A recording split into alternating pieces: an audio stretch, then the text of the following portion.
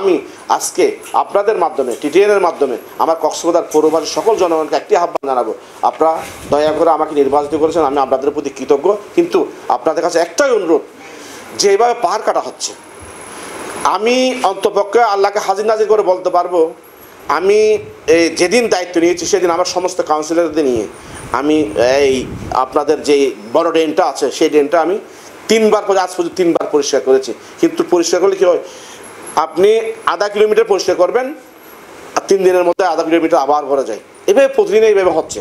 তো সুতরাং আমি বলবো, জেলা প্রশাসককে বলবো, আমাদের পুলিশ সুপার মহোদয়কে বলবো, আমাদের যেখানে সবচাইতে বড় ভূমিকা থাকা দরকার পরিবেশ পরিবেশ একটা দপ্তর আছে এখানে, তাদের দরকার। পাহাড় কাটা যারা পাহাড় কাটা নিয়ে তাদের দায়িত্ব পড়ে, তারা কোনো ভূমিকা নাই। পাহাড় কাটাগুলো বন্ধ করে না হলে তাহলে এখানে প্রতি একটা বৃষ্টি দিলেই আমাদের ড্রেনগুলো ভরা যায়।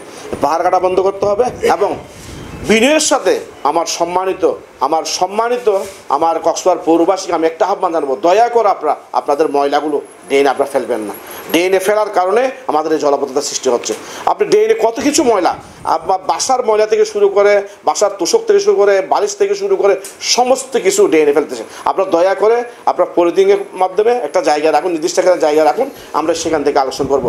এই বিনয়ের সাথে আপনাদের অনুরোধ করবো, কারণ আমাদের কোমলমতি শিশুরা স্কুলে যেতে পারছে না, কষ্ট হচ্ছে। আমার মা বোনরা ঠিকমতো চলাফেরা করতে পারছে না, আমার বাবা আমার ভাইয়েরা মসজিদে যেতে পারছে না, আমার মুরব্বীরা আমার অনেক ধর্মাবলম্বীরা আছেন তারা মন্দিরে যেতে পারছে না, কষ্ট হচ্ছে। সেটা আমাদের কষ্ট লাগে। সুতরাং আমি বিনয়ের সাথে অনুরোধ করবো, ময়লাগুলো আপনারা অন্তপক্ষে এই সময় হলো অন্তপক্ষে এই আপনারা টেনে ফেলবেন না, এটা আমার বিশেষ অনুরোধ।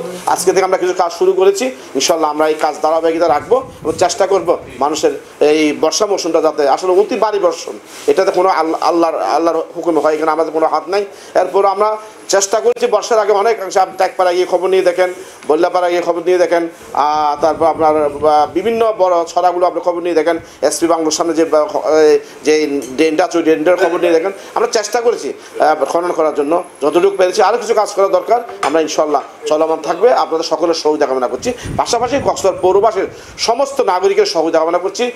এটা আমার ব্যক্তিগতভাবে আমার পৌর পরিষদের একার পক্ষে সম্ভব না, সকলের সম্মিলিতভাবে আমরা এই কাজগুলো যদি করতে পারি তাহলে সবার জন্য ভালো হবে।